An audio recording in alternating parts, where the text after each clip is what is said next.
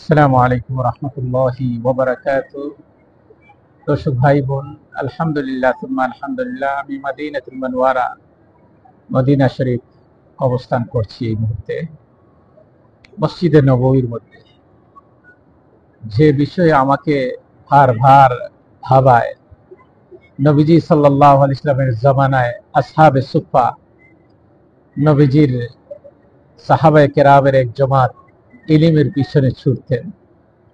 আজও মদিনার মসজিদে নববীর মধ্যে এই যে দেখি, জায়গায় জায়গায় এখানে কোরআন তেলাওয়াত, এখানে কোরআন তেলাওয়াত, জায়গায় জায়গায় কোরআনের তেলাওয়াতের সুবহানাল্লাহ, বিভিন্ন জায়গায় জায়গায় কোরআনের তেলাওয়াত হইতেছে। কোরআনের আসহাবে সুফা যেভাবে নবীজি সাল্লাল্লাহু আলাইহি সাল্লামের মাদ্রাসার তলবে ইলমরা কোরআন পড়তো, আজও মসজিদে নববীর মধ্যে বিভিন্ন পিলারের মধ্যে আমি দেখতেছি উস্তাদরা কোরআন শিখাইতেছে। আল্লাহু আকবার! কতটা সুন্দর এই পরিবেশ, জান্নাতি পরিবেশ।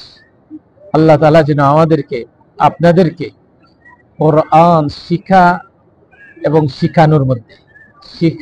শিখানোর মধ্যে আল্লাহ তাআলা যেন রাখেন। নবীজির ভাষায় খায়রুকুম মান তাআল্লামাল কোরআন ওয়া আল্লামা, তোমাদের মধ্যে সর্বোত্তম ওই ব্যক্তি যিনি কোরআন পড়েন এবং কোরআন পড়ান। আল্লাহ তাআলা যেন আমাদের সবাইকে কোরআন পড়া এবং পড়ানোর তৌফিক দান করেন। আমিন।